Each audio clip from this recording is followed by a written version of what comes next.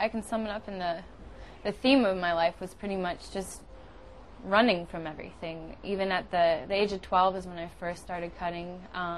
Just things were going on in my life that I just didn't know how to deal with, and that was basically what led to everything else. Getting into the drugs, getting into alcohol was, you know, each step was a little bit further, a little bit stronger way to escape reality and to escape the pain. You know, and the entire time, you know, I knew better. I knew there was something more that I was supposed to be doing with my life, and at that point, you know, I really had hit rock bottom. I was just stuck in this vicious cycle, and I knew that I wanted something more out of it, and I knew that, you know, I just had this heart for people, but it was just a dream, and as long as I was in the middle of it, and as long as I was still using, it was just a dream. And so I agreed to go to treatment again, even though it sounded absolutely insane. And they picked me up and took me to the treatment center, and because of the things that I had in my system and the state that I was in, they wouldn't accept me. I was too great a risk. They didn't think that, they didn't even know if I would make it through the detox.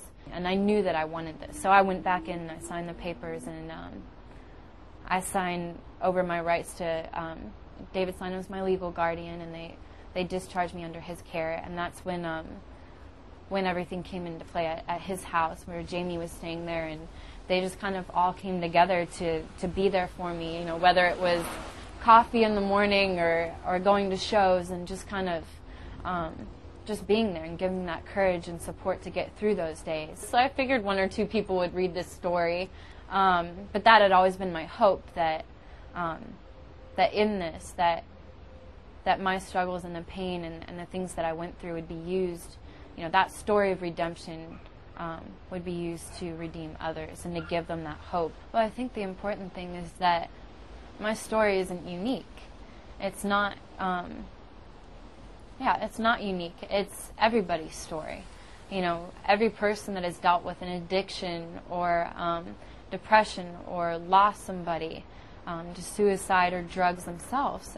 Definitely one of my big focuses right now is working on writing a book, you know, another method of really getting that message out there to people. I started writing when I was really young as an outlet, because a lot of times the words get stuck and it takes me a while to process things.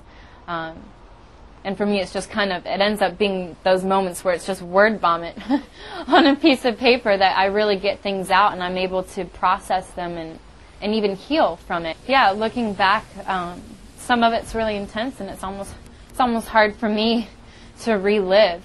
But the cool thing, the most amazing thing to me is really being able to journey through my life, through that, starting at the beginning and going through those stages of getting back on my feet and attempting to change my life, and the mistakes that I made, that I can really, you can really document exactly where I was at my life and where my heart was and the lessons I was learning, and the maturing through it. It's really humbling, you know, because as I said, my story is not unique. Like, I don't qualify for this. I didn't do anything to deserve this, you know, and the idea that